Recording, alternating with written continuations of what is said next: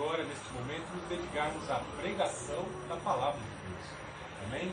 Vamos abrir nossas Bíblias na primeira carta de Paulo aos Coríntios, capítulo 3.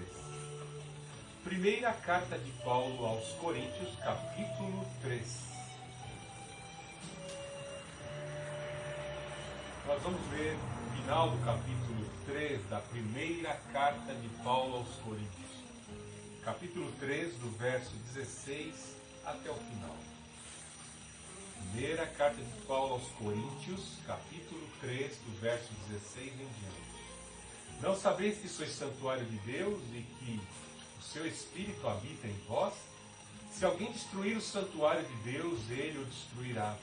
Pois o santuário de Deus, que sois vós, é sagrado. Ninguém se engane. Se alguém dentre vós se considera sábio nessa terra, torne-se tolo para vir a ser sábio. Porque a sabedoria deste mundo é uma tolice diante de Deus. Pois está escrito, ele apanha o sábio na sua própria astúcia. E ainda, o Senhor conhece os pensamentos dos sábios, que são fúteis. Portanto, ninguém se glorie nos homens, porque todas as coisas são vossas. Seja Paulo, seja Apolo, seja Cefas, seja o mundo, a vida, a morte, as coisas presentes, as futuras, são as coisas, todas as coisas são vossas. E vós sois de Cristo, e Cristo de Deus. Oremos neste momento. Deus Altíssimo, Senhor Jesus Cristo, Santo Espírito Consolador, eu suplico a Tua unção, o Teu poder sobre a minha vida, para usar os meus sentidos, para neste momento estarmos pregando a Tua palavra. Sem Ti eu não sou nada, ó Santo Consolador. Me capacite nesse momento. Usa a minha vida como canal da Tua comunicação. Usa a minha vida para propagar a Tua palavra. Em nome do Senhor Jesus Cristo eu te suplico. Esteja repreendendo as ações do mal, toda a investida das trevas. Que em nome do Senhor Jesus Cristo, todos que nos assistem pela plataforma do YouTube neste momento, nesse culto online, sejam tocados pelo poder do Espírito Santo. Que a verdadeira luz, a luz do Senhor Jesus Cristo, possa iluminá-los em nome do Senhor Jesus Cristo. Ó luz que afugenta as trevas, neste momento que seja repreendida em nome do Senhor Jesus Cristo, toda a força operante das trevas, em nome do Todo-Poderoso Senhor Jesus Cristo. Ó Santo Espírito, nos conceda saúde mental, saúde ao nosso corpo físico, saúde, Pai Santo, mental e espiritual a todos que nos assistem pelo YouTube, em nome do Senhor Jesus. Ó Santo Espírito, transporta das trevas para a luz, em nome do Senhor Jesus Cristo. E assim a remanescente cristã Filadélfia glorifica o Pai, glorifica o Filho, glorifica o Santo Espírito. Amém. Vamos, neste momento, fazer uma reflexão aqui na primeira carta de Paulo aos Coríntios, capítulo 3. É muito importante na vida nós termos a compreensão do que é crescer e amadurecer. Com perdas, com danos, com cicatrizes que se formam no corpo, com pensamentos que muitas vezes nos voltam à mente, principalmente de opções erradas que fizemos no passado. Muitas coisas nos incomodam, mas uma coisa é bem certa: cada cicatriz e cada lembrança do passado, muitas vezes, contribuem, agregam para a nossa formação. Certa vez eu estava olhando o perfil de um amigo meu que toca bateria e estava vendo lá quando ele coloca, quando se escreve ali no perfil do Facebook as suas funções, o que faz, onde nasceu, é amigo de quem. E aí ele disse na sua formação, ele escreveu ali: minha faculdade é a vida. Também me lembrei do deputado Tiririca, que foi acusado de não saber ler e escrever, e ele disse que a sua formação é a faculdade da vida. Realmente, a vida é uma faculdade. Com seus desafios, a luta pela sobrevivência, subsistência, ela é uma verdadeira formadora. E aí cabe a cada um de nós, no nosso centro de decisões, na nossa mente, com os valores que temos, principalmente quando temos os valores da Palavra de Deus, fazermos as opções certas. Lâmpada para os meus pés é a tua palavra e luz para os meus caminhos. A palavra de Deus, além de nos orientar, ela contribui para a nossa formação pessoal, para a dignidade do nosso caráter e para que nós não venhamos a atrelar e implicar em nossas vidas as consequências nocivas de escolhas erradas. Algo interessante é que o Evangelho ele vem com essa finalidade. O Senhor Jesus Cristo aprendeu por aquilo que padeceu. Quem poderia dizer isso, né? Pois Deus sabe de todas as coisas, Ele é onisciente. O Filho de Deus, nele habita corporalmente toda a plenitude da divindade. Mas havia uma experiência que o Filho de Deus não havia passado ainda. Algo que ele não sabia e não tinha experiência própria. Era a experiência de adquirir natureza humana para poder oferecer sacrifício pelas nossas vidas. Então o Filho de Deus aprendeu por aquilo que padeceu, como disse o escritor de Hebreus, aqui na terra. Então vemos que a igreja de Corinto, em semelhança a todos nós, quando olhamos para a carta de Paulo aos Coríntios e vemos os seus problemas, as suas dificuldades, até mesmo qualidades, nós vemos um reflexo nosso da importância de amadurecer, da importância de a cada dia lermos a palavra de Deus, ouvirmos a palavra e nos submetermos à palavra, à orientação do Espírito às nossas vidas. Se nós não quisermos amadurecer e persistirmos em ficar na mesma condição como criança, nós seremos uma igreja infantil. Seremos uma igreja que não adquiriu musculatura, uma igreja que não estará nem sequer preparada para a vinda gloriosa do Senhor Jesus Cristo. Quando estamos em busca dos dons espirituais, Paulo fala, buscai com zelo os dons espirituais. Ou seja, a igreja não pode parar naquilo. Você vai encontrar isso lá no capítulo 12 e no 14 da carta de Paulo aos Coríntios. O zelo significa o quê?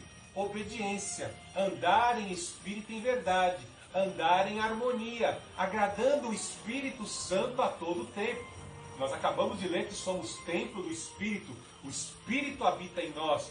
E a intenção, o Espírito Santo ele tem pressa de agregar às nossas vidas os frutos do Espírito e também os dons espirituais. E assim nós vamos amadurecendo, nós vamos adquirindo musculatura, o nosso caráter vai sendo moldurado. Mas se a pessoa desejar ser infantil, não querer amadurecer, vai ficar complicado, porque a pessoa pode perder a sua salvação. Veja como o apóstolo Paulo deixa a demonstrar, logo no início do capítulo 3, que a igreja de Corinto ainda era infantil, ainda estava no alimento de criança. Veja, capítulo 3, verso 1 da primeira carta de Paulo aos Coríntios. Irmãos, não vos pude falar como pessoas espirituais, mas como pessoas carnais, como a crianças em Cristo. O que vos dei para beber foi leite, não alimento sólido, pois não podíeis recebê-lo, nem mesmo agora podeis, porque ainda sois carnais, visto que há inveja e discórdia entre vós. Por acaso não estáis sendo carnais, vivendo segundo os padrões puramente humanos? Veja que Paulo deixou bem claro, nesses 3 primeiros versículos, que a pessoa que resiste em não querer amadurecer, ela não vai agregar os frutos do Espírito, não agregará os dons espirituais e poderá estar permitindo que os frutos carnais da antiga natureza humana, da natureza adâmica, do fomento de Satanás que entra pelos sentidos, possa assim florescer na vida da pessoa. Florescer no mau sentido, né? A pessoa vai se tornando trevas. Veja a questão deles serem carnais, invejosos e discórdia, né? Coisa terrível. Faltava mansidão, faltava as pessoas viverem vida de contentamento, olhar para o Senhor Jesus Cristo e ver através dos evangelhos as suas virtudes deve nos constranger. Porque o Senhor Jesus Cristo viveu vida de submissão ao Espírito do Pai, desde o momento em que nasceu, e isso foi mais visível ainda no seu ministério, pois muito da sua adolescência não foi exposto nos evangelhos, nem da sua fase de jovem, mas o Senhor expôs pelo seu ministério uma vida de submissão ao Espírito de Deus. O Espírito do Senhor Javé está sobre mim. Vemos vendo que lá no passado o Espírito Santo descia especificamente sobre a vida de sacerdotes, juízes, reis e profetas. Hoje, na graça, nós temos o privilégio de termos o Espírito Santo sobre a nossa vida. E como eu disse, ele tem pressa de agregar estes valores, os valores do caráter de Cristo no nosso caráter. A igreja de Corinto recebeu o Espírito Santo pela aceitação do Evangelho do Senhor Jesus Cristo.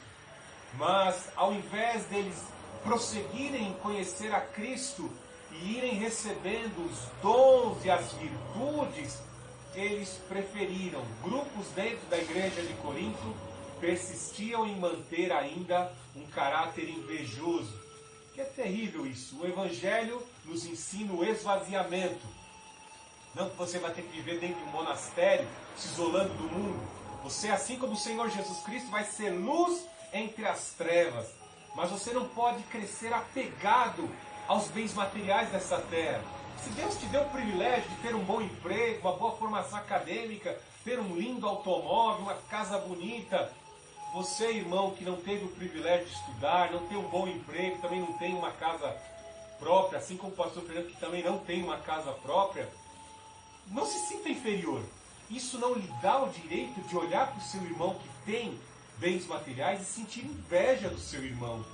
E nem ficar tentando ali minar a riqueza do seu irmão juntamente com outras pessoas que também sentem inveja e ficarem ali em discussões, em picuinhas, apontando o dedo do pecado das pessoas, do erro das pessoas. Lembre-se que na corrida da vida, todos nós, uns alcançam os frutos do Espírito mais rápido, porque tem sede da palavra de Deus, sede do conhecimento, aceitam o Senhor Jesus Cristo, vão estudar a palavra de Deus, se penetram na obra de Deus e já querem servir, e chegam a estágios elevados de pastores, mestres, evangelistas, e a intimidade com Deus vai ficando tão próxima ao ponto de Deus começar a revelar os mistérios, como Deus revelava os mistérios a Paulo, a Enoque, o primeiro profeta. Então entenda que a inveja é um fruto da carne. As discórdias, as discussões, ou seja, a intriga, a acepção de pessoas, olhar e assim tecer nota para as pessoas, ou mentes que são juízes, porteiros do céu, ficam determinando que pessoas vão ser salvas, outras pessoas não vão ser salvas. A última página de história da vida das pessoas, só quem sabe é Deus. O último instante da vida das pessoas. Vou contar uma história bem brevezinha aqui, só para você ter uma ideia. Quem não se lembra aí? Eu não conheci muito a vida, né? Mas eu ouvi falar de um tal, de um funkeiro chamado Mr. Catra, né? Falavam que as músicas dele eram imorais, as músicas eram uma verdadeira estereotipação das mulheres, né? As mulheres como objeto, que esse tipo de música do funk, né? Ela sempre estereotipa a mulher como algo vulgar, algo a ser abusado, não vamos entrar nisso. Mas vemos que nos seus últimos instantes de vida, ali, depois que ele contraiu uma doença infecciosa terrível, ele aceitou o Senhor Jesus Cristo. Assim como aquele criminoso ao lado do Senhor Jesus Cristo também aceitou o Senhor Jesus Cristo e reconheceu que aquele que estava ao lado dele era um inocente e que crime algum havia nele, ele não merecia aquela morte e que ele tinha um reino, que ele era o rei. E o Senhor Jesus Cristo disse para aquele criminoso arrependido: ainda hoje estarás comigo no paraíso. Então, irmãos, vemos a importância de buscarmos amadurecer. As pessoas não querem amadurecer. Quando passam por problemas na igreja, quando passam por problemas na vida, ou até mesmo num momento como esse em que todos estão submetidos a esse confinamento horizontal, a sociedade brasileira está sob confinamento, mesmo estando em reclusão, não reconhece a necessidade, a importância de se buscar a Deus, de se buscar os frutos e os dons do Espírito, a intimidade com Deus por meio de devocionais diários. Tem pessoas que resistem à obra do Espírito Santo. E sem contar os preguiçosos que, quando tinha a igreja aberta, resistiam a ir para a igreja. E hoje, com muita hipocrisia, dizem: ai, que falta que faz a igreja com portas abertas. Né? Nós vamos encontrar diversos tipos de personalidade. E a igreja de Corinto havia recebido o Evangelho, mas ainda não estava preparada para comer alimento sólido. Uma coisa nós pensamos, né? Quando nós entramos num novo emprego, nós fazemos atividades mais fáceis, até o ponto em que vamos adquirindo maturidade e o conhecimento do setor de trabalho e vamos pegando tarefas mais difíceis, de mais responsabilidade, que exigem maior compromisso. E dentro de 1 ano, 2, 3, nós estamos peritos, quase fazendo serviço de olho fechado. Quando eu era técnico e mecânico, eu arrumava máquinas por telefone. Um da filial lá do Nordeste ligava pedindo orientações de manutenção e eu dava a orientação para a manutenção por telefone. Né? Isso significa maturidade, conhecimento agregado, experiência, pois eu já vi todos os tipos de defeito daquela máquina, então eu posso estar orientando como fazer a melhor manutenção.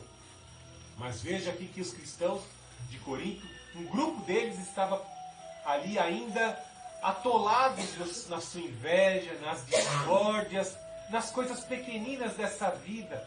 Olhe para as pessoas no mundo. Né? O prazer de algumas pessoas no mundo é chegar em casa, dormir até tarde, depois de num sábado à noite ter bebido muito, acordar de manhã, talvez vai jogar bola, não tenho nada contra ninguém, tenho nada contra ninguém que joga bola, mas vai jogar bola, aí almoça 3 horas da tarde, liga o Faustão, vai ficar assistindo algum programa ali que não vai agregar nada, vendo um monte de besteira, disseminação de mentira, desorientação, e a pessoa, né, vendo o que a elite artística, o que a elite do mundo faz, com quem saiu, com quem está casando, com quem está se dando em casamento, toda sorte de pecado camuflado com fraternidade, a pessoa pensa que aquilo está agregando alguma coisa.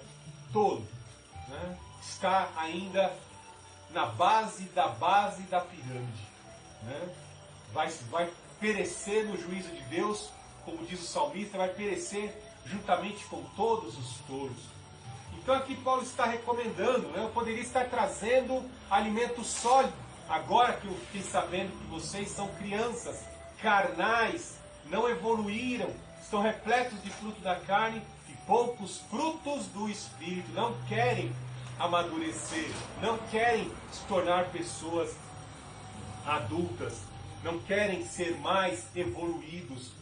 Irmãos, entenda que nós estamos neste mundo e nós temos que ser luzeiros. As nossas obras, o que sai da nossa boca, o que os nossos sentidos produzem, tem que nos tornar pessoas iluminadas semelhante a Cristo. O mundo, muitas vezes, não vai pegar na Bíblia para lê-la, mas vai olhar ao nosso testemunho, a nossa forma de ser, e assim estarem se orientando e vendo testemunho de que ainda nos dias de hoje, onde as trevas consumiram muitas sociedades, muitos locais, mas nós ainda somos luzeiros, testemunhas do Senhor Jesus Cristo.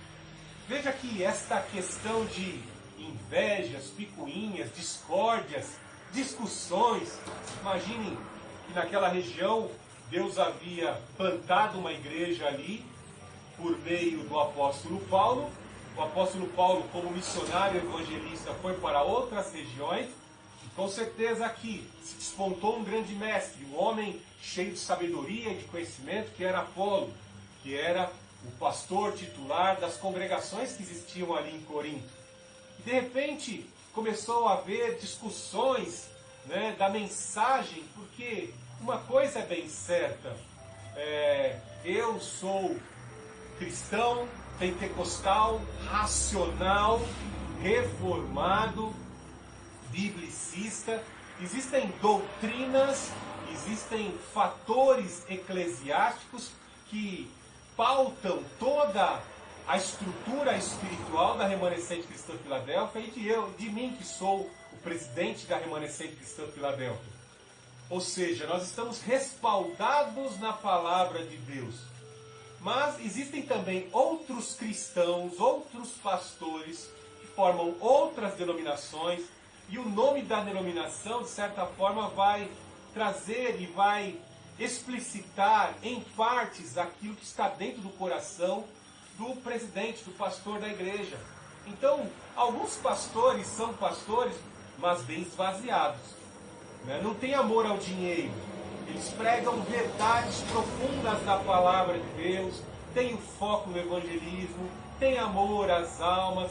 Às vezes tem outras denominações, isso é muito comum no meio neopentecostal, pois existe muita infiltração dos sentimentos de empreendedorismo, de empresas, da filosofia Toyota, de empresas, e que de certa forma se infiltram no caráter do pastor e por meio da mensagem se disseminam na igreja. E alguns cristãos são muito apegados aos bens materiais, né? São muito apegados às coisas dessa terra. Eu sei que isso não leva a pessoa muito longe, nem pode consolidar a salvação de ninguém, porque o apóstolo Paulo disse: de sorte que deste mundo nada poderemos levar. Paulo fala para a gente se desprender das coisas desse mundo, das discussões e coisas desse mundo, porque tudo isso vai ficar. E quando o Senhor vier, será você, seu caráter e as obras que você fez que estarão diante do trono do Altíssimo para serem julgadas. Nós não vamos falar hoje aqui do trono do Altíssimo, mas nós vamos falar do tribunal de Cristo, onde a igreja de Cristo vai passar. E onde esses líderes, esses pastores, Paulo, Apolo, Cefas, que é Pedro, vão passar. Onde os pastores hoje, o pastor Fernando e tantos outros pastores da Assembleia de Deus, da Presbiteriana, da Batista, pastores ecumênicos da Igreja Luterana, pastores de comunidades gay, vão passar por um tribunal. Eu disse tribunal de Cristo, né? Falei de pastor gay. Isso já nem vai ser aprovado, porque os afeminados não herdarão o reino dos céus. No tribunal do Senhor Jesus Cristo, a igreja, juntamente com os pastores, vão passar por esse tribunal para prestar conta do que fizeram na carne. Como diz Paulo, né? Todos passarão pelo tribunal de Cristo para prestar conta das boas e das más obras que fizeram na carne. Bem assim, então a personalidade vai, de certa forma, se adequar ao ministério. Aquilo que o pastor às vezes crê, ele vai, de certa forma, disseminar na igreja. E Apolo era um homem muito conhecedor, um homem de conhecimento extremo e profundo, ao ponto de alcançar muitos admiradores. Paulo não ficava muito atrás disso, pois quando vemos Paulo falar dos ministérios ali na carta aos Efésios, que aquele que subiu é aquele mesmo que desceu, que é o Senhor Jesus, e quando subiu aos céus, levou o cativo o cativeiro, desbaratou o cativeiro de Satanás e elevou uns para pastores, mestres, evangelistas e profetas. Paulo tinha os 5 ministérios em seu caráter. Paulo era um homem de intimidade e muito conhecimento diante de Deus e diante dos homens, né? Mas vemos que a igreja ficava numa picuinha, numa discussão terrível, ao ponto dessa carnalidade da igreja de Corinto começar a formar facções e partidos dentro da igreja, grupos ferrenhos de debates, de discórdia, de contenda dentro da igreja. E isso não é bom. Quando olhamos, como eu disse, nos dias de hoje, conforme a visão de muitos pastores, às vezes eles começam dentro da presbiteriana, ficam um tanto que inconformados ali, aí montam a Congregação Cristã do Brasil. Ficam ali inconformados na Assembleia de Deus e entram no movimento neopentecostal. Ficam inconformados dentro de uma igreja rígida pentecostal, aí formam lá uma outra igreja. No neopentecostalismo é muito comum haver isso. Então eu sou uma pessoa que eu não fico como juiz julgando a obra de Deus. Numa época em que estamos numa terrível batalha cultural contra o esquerdismo, é muito importante nós cristãos olharmos para Deus e entender que é o Senhor Jesus quem vai julgar na sua vinda gloriosa os pastores. Então não somos nós, pastores, que temos que ficar julgando o trabalho de cada um. o edifício que cada igreja está construindo em nome de Cristo. Então quem vai julgar a legitimidade com que muitos pastores têm usado para fazer a obra é o Senhor Jesus Cristo. E Paulo deixa isso demonstrado no capítulo 13. O edifício que vai se construir no alicerce que é Cristo. Paulo fala aqui, eu plantei, Apolo regou. Veja que Paulo fala no capítulo 3, 5. Quem é Apolo e quem é Paulo são apenas servos por meio de quem crestes, conforme o Senhor concedeu a cada um. Eu plantei, Apolo regou, mas foi Deus quem deu o crescimento. Note a importância do Espírito de Deus, fazendo uma ponte no texto da videira verdadeira. A videira verdadeira é o Senhor Jesus Cristo e nós os ramos. E o Espírito do Pai poda os ramos da videira para que possam produzir frutos e os frutos permaneçam. Ou seja, você como um ramo de videira tem que ser sensível à voz do Espírito Santo, começar a trabalhar, exercer com os dons, exercer com os frutos de virtude do teu caráter, nutrir esses frutos, porque dentro do fruto que você forma no seu ramo, existem sementes. E estas sementes, quando são lançadas à terra, quando entram em contato com a terra, com a água e o sol, vão gerar outras plantas, outros frutos para alimentarem a vida das pessoas. Então, a vida de Deus tem que fluir, a seiva desta videira verdadeira tem que fluir dentro de nós, que é o Espírito Santo.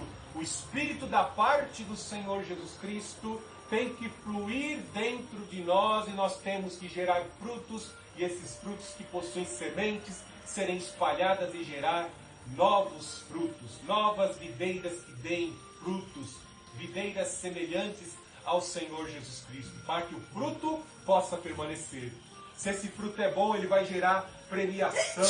Como está dizendo aí no final, nós vamos estar entrando nesse assunto. Se o fruto permanecer, gerar outros frutos, será digno de galardão. Veja que ele fala no verso 7, de modo que nem o que planta, nem o que rega são alguma coisa, mas sim Deus que dá o crescimento. Veja que quão terrível é o ministério de homens que começam bem, mas terminam mal. Alguns homens já chegaram a declarar, alguns evangelistas, se não fosse por mim o evangelho não chegava aqui em tal região. Ao invés de reconhecerem como o apóstolo Paulo, já estou entregando a minha vida com alegria. Alegrai-vos, alegrai-vos, alegrai-vos. Já estou entregando a minha vida com alegria, como oferta de libação pela pregação do evangelho. Ou como Pedro, não sou digno de morrer como meu mestre. E aí ele foi crucificado, como conta a tradição, de ponta cabeça, de cabeça para baixo, reconhecendo que a obra é de Deus. Pedro disse que o sumo pastor virá julgar os pastores. Paulo tinha essa consciência, é Deus quem dá o crescimento. Se os pastores não forem sensíveis, se o diácono não for sensível, que o Filho de Deus veio e lavou os pés do discípulo, e o diácono tem que servir, se os pastores também não tiverem em suas consciências isso entronizado, esse ensinamento, ele vai se engrandecer. Aí de repente a igreja atinge uma quantidade muito grande de pessoas, ele se enche de orgulho, e aí vai começar a pensar que aquilo é uma empresa. E vai cair no mesmo pecado que Davi cometeu, no pecado do recenseamento. Quando manda Joabe contar quantos soldados ele tinha disponível da guerra para expandir o seu império. E ali a peste foi desencadeada. Então muitos pastores caem, como este grande pastor, esse grande pastor aí que montou uma igreja e tinha um programa de televisão, ele pensou que o evangelho dependia dele. Paulo mostra claramente aqui que quem dá o crescimento é o Espírito de Deus. É o Espírito Santo que faz crescer. É o Espírito Santo que concede dons e frutos para glorificar a quem? Jesus Cristo, Senhor. O Espírito não veio nem para glorificar Ele mesmo. O próprio Senhor Jesus Cristo disse. Jesus Cristo, o Espírito Consolador, o Espírito Encorajador vem para glorificar o Senhor Jesus Cristo, o Filho do Deus Altíssimo, que realizou uma obra, a grande obra de expiação dos nossos pecados na cruz do Calvário. Então, todos os servos da igreja têm que ter essa consciência. Veja no verso 8, do 3:8 de 1 Coríntios 3:8. O que planta e o que rega trabalham com o mesmo propósito, e cada um receberá a sua recompensa segundo o seu trabalho. Então nós não estamos muitas vezes aqui, falando de dinheiro, falando de recompensa e premiação. Eu, pastor Fernando, não estou aqui recompensando o diácono que mais trabalha. Muito pelo contrário, eu, como todos os diáconos, como todos aqueles evangelistas que estão na igreja, estão trabalhando para o Senhor com um propósito. Qual é o propósito? Ide por todo mundo, ensinai, pregai a toda a criatura, ensinando e batizando em nome do Pai, do Filho e do Espírito Santo. Marcos 16:15. A ordem concedida aos 11 apóstolos ali se estendeu a todos nós. Hoje, na pós-modernidade, estamos pregando o Evangelho.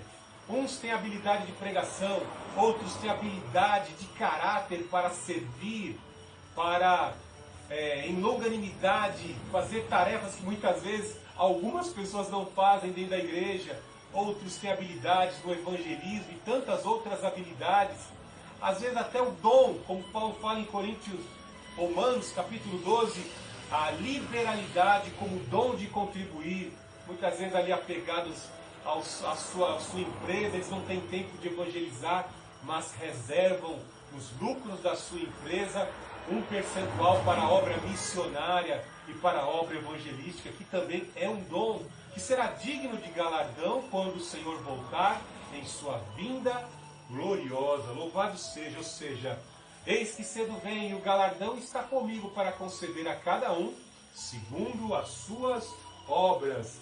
Quem vai recompensar não é o pastor Fernando, não são os bispos e apóstolos neopentecostais. Quem vai recompensar, quem vai trazer um galardão eterno é o Senhor Jesus Cristo, onde o dinheiro, a riqueza que existe no céu não pode ser contrastada com o dinheiro dessa terra, com os bens dessa terra. Receberemos natureza incorruptível e galardão incorruptível. Lá na carta de João, na carta às igrejas, a carta à igreja de Filadélfia, João escreve lá no Apocalipse que nós teremos colunas memoriais eternos, com novos nomes, teremos novos nomes e memoriais daquilo que fomos e fizemos pela obra do Senhor Jesus Cristo aqui nessa terra. Veja, porque somos cooperadores, no verso 9, porque somos cooperadores de Deus, e dele sois lavoura e edifício. Veja a ilustração que o apóstolo Paulo assim nos traz neste texto, usando o exemplo da lavoura e o exemplo do edifício. Veja no verso 10, segundo a graça de Deus que me foi dada, lancei o alicerce como sábio construtor, e outro constrói, como sábio construtor, e outro constrói sobre ele, mas cada um veja como constrói. Vamos entender que a lavoura é o Senhor Jesus Cristo. Especificamente, da forma como Paulo vai trabalhar, é o prédio que será construído. Entenda que o local onde se começa o alicerce de um prédio que será construído é o Senhor Jesus Cristo. Lembra daquela passagem que o Senhor Jesus Cristo fala do nécio e do sábio?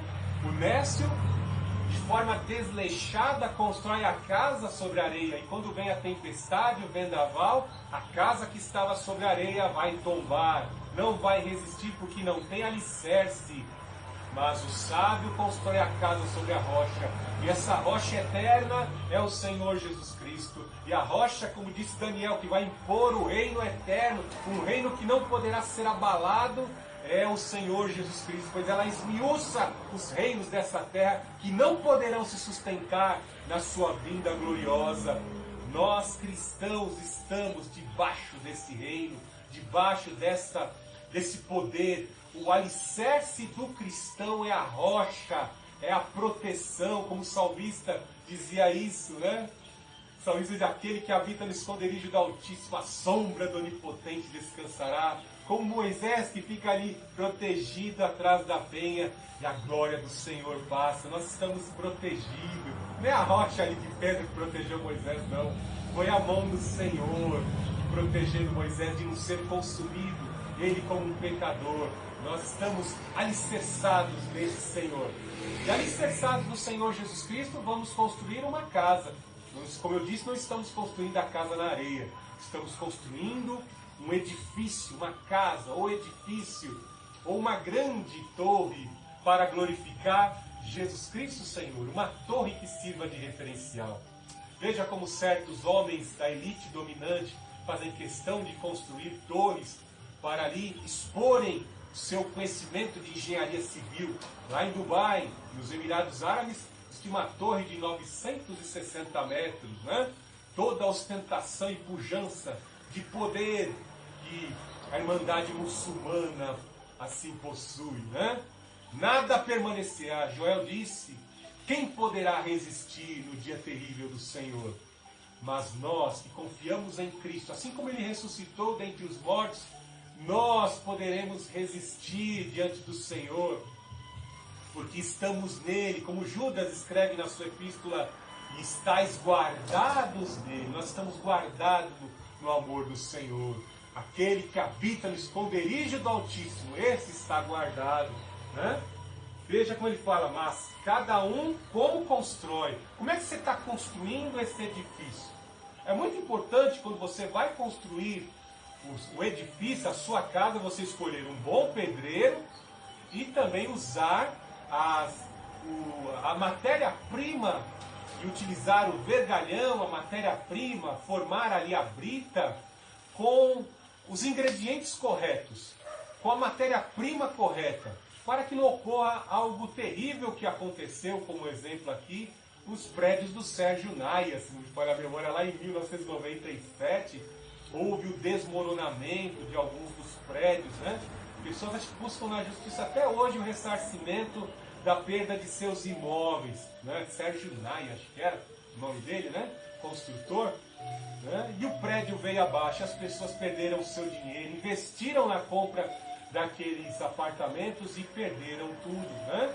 Então, muito cuidado, porque tem pessoas que estão construindo o prédio errado, para ostentação de si mesmo, no alicerce que é o Senhor Jesus Cristo. Por isso que eu disse que quem vai julgar o ministério, quem vai julgar a legitimidade dos ministérios será o Senhor Jesus Cristo, na sua vinda gloriosa, como nos diz 1 Pedro capítulo 5, o sumo pastor virá julgar os pastores.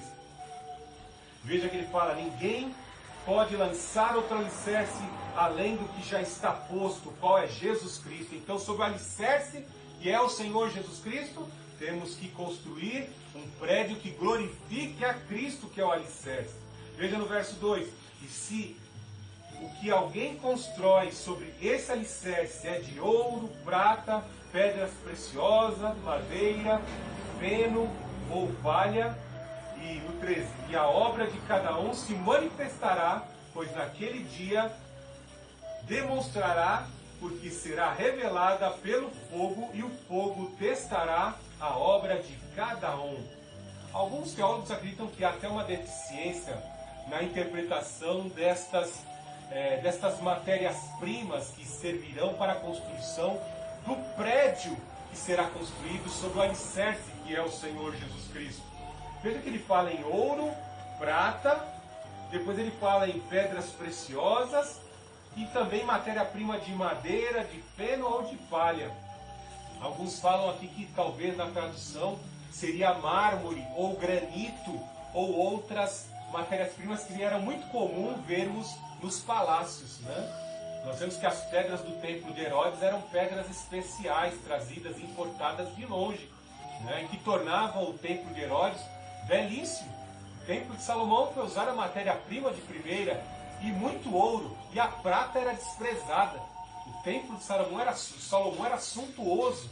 Quando o templo de Herodes foi destruído, foi ateado fogo nele para que o ouro do teto derretesse e o ouro assim pudesse ser coletado pelos romanos que o incendiaram. e as pedras especiais foram tiradas uma por uma, cumprindo a profecia do Senhor Jesus. Aqui não sobrará pedra sobre pedra. Então vemos aqui que Paulo fala de algumas substâncias, de algumas matérias-primas. Veja, templo construído de ouro. Se você constrói templo para engrandecer ao Senhor com ouro, muita responsabilidade, muito compromisso e muito peso sobre a tua vida. Veja que a igreja que nos serve de exemplo, a igreja ali da primeira epístola de Pedro, fala que a igreja estava sendo provada como o ouro é refinado. Assim como o ouro adquire mais valor agregado quando aquecido e as impurezas são assim dissolvidas, e assim aquele que constrói obra de ouro para engrandecer ao Senhor Jesus vai ter que ser provado.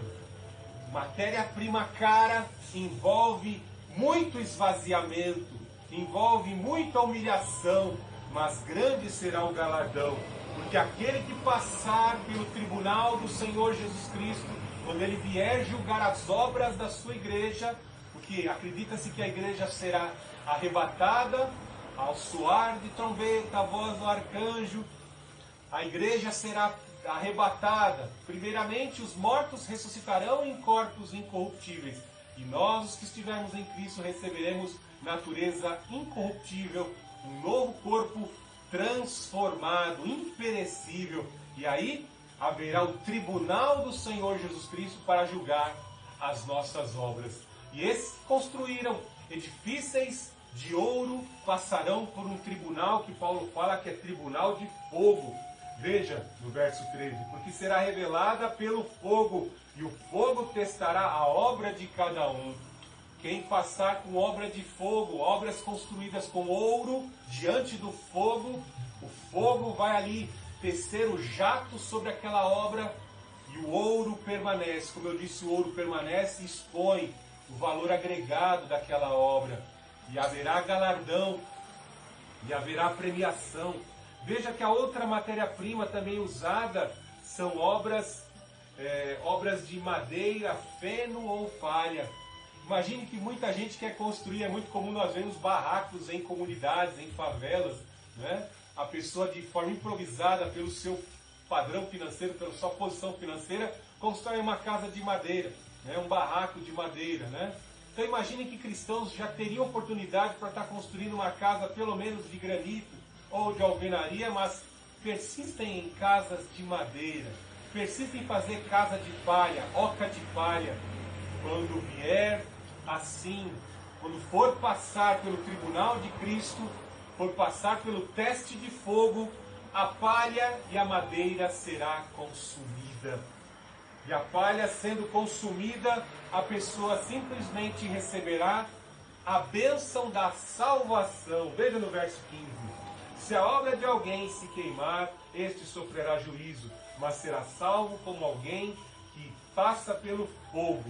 Então veja aqui que tanto que passa com obras de ouro, com obras que glorificam a Cristo de ouro, e com casa de madeira, com edifício de madeira, com obras de palha e de madeira, receberão a salvação. Isso é algo de maravilhoso na nossa vida. Por que isso acontece? É muito importante entendermos que o alicerce é o Senhor Jesus Cristo, como eu disse. E o alicerce também pode ser interpretado como a palavra de Deus em nós enxertada. Lembra da parábola dos talentos? E o Senhor que iria partir, conhecendo o coração de cada um deles, a um deu 5, ao outro servo deu 2, e ao outro deu a oportunidade de desenvolver com 1 talento. Eles ouviram a palavra do seu Senhor, conheciam o seu Senhor. A dificuldade nos dias de hoje é ouvir a palavra do Senhor, conhecer a palavra do seu Senhor e servir ao Senhor, aplicar o que ouviu do seu Senhor, o que conhecem do seu Senhor.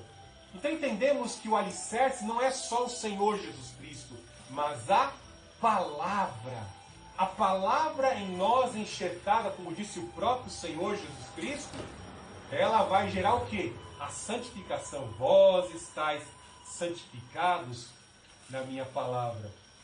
Teve um momento lá em Evangelho de João, capítulo 16, que o Senhor Jesus Cristo fala, né? vós ainda não estáis preparados para estas palavras, né? Porque haveria necessidade deles receberem o poder do Espírito Santo para compreenderem em profundidade. Lembra dos discípulos do caminho de Emaús? Eles andaram com o Mestre, mas não conheciam o Mestre. Ouviram a palavra, mas ainda não tinham discernido o que estava acontecendo naquela situação.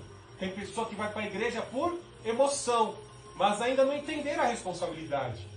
Participa da ceia e não entenderam ainda o significado da ceia. Está entendendo? Então aqui quando nós permitimos que a palavra entre pelos nossos ouvidos e promova uma mudança no nosso caráter, nós vamos construindo em cima dessa palavra. Lembra da comissão de Pedro? Né?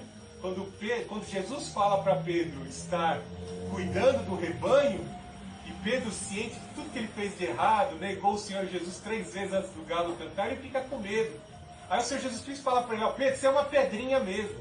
Cefas, que é pedra, você é pedrinha, mas é sobre esta rocha, sobre eu que sou rocha eterna, que você vai estar construindo o edifício. A igreja que você vai alimentar e cuidar está alicerçada em mim. Eu sou o alicerce verdadeiro. Então os pastores têm que ter essa consciência.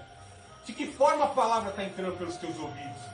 O que a palavra está gerando nos seus ouvidos? Você tem resistido ao Espírito Santo? Quer dizer, você está resistindo ao que o Espírito Santo quer fazer no teu coração e no teu ministério.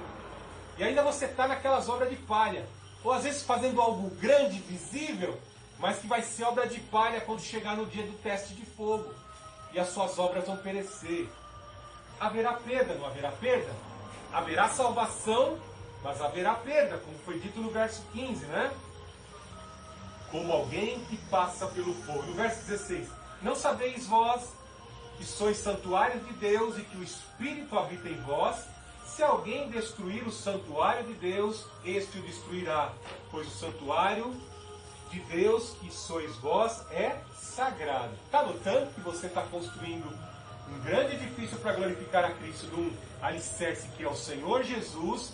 A palavra do Senhor Jesus entra dentro de você, está produzindo ensinamento, te orientando, te alicerçando, como deve ser feito. Ou seja, o teu ministério, aquilo que você constrói, o prédio que você está construindo, tem que encontrar legitimidade no prédio, na obra, no que você está utilizando e no teu corpo de pastor. Eu estou aqui para julgar pastores que trazem cicatrizes do mundo, tatuagens do mundo, buracos na orelha de piercings do mundo. Não sou juiz, como eu disse, não sou juiz de pastor algum. É o sumo pastor que vem para julgar. Mas quão terrível é pastores que se dizem cristãos, depois de tantos anos convertidos, ensinando as ovelhas a se tatuarem, ensinando as ovelhas e recomendando as pessoas a se tatuarem. Quão terrível é, porque às vezes leu partes da Bíblia e não veem outras partes da Bíblia e não entendem a Bíblia como um todo, como palavra de Deus. É óbvio que existem ordenanças da lei de Moisés que são restritamente para judeus. Eu não tenho que deixar meu cabelo igual de judeu. É óbvio que na pós-modernidade algumas coisas encontram-se, algumas práticas encontram